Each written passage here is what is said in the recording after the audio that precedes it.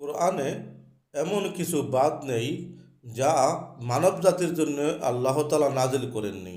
তাই তো হাদিসে পাকের মাধ্যমে পেলাম কোনো শত্রু আক্রমণ করতে চাইলে বা শত্রুর আক্রমণের আশঙ্কা হলে অথবা শত্রুরা ঘিরে ফেললে শত্রুর কবল থেকে রক্ষা পাওয়ার জন্যে উপরোক্ত আয়াতে কারিমাগুলো পাঠ করলে শত্রুরা তাকে শত্রুরা তাকে দেখতে পাবে না। হাদিস তাফসিরুল কুরতুবি। আয়াতগুলো জানতে হলে শুরু থেকে শেষ পর্যন্ত দেখুন। উপকার মনে হলে অবশ্যই সাবস্ক্রাইব করুন।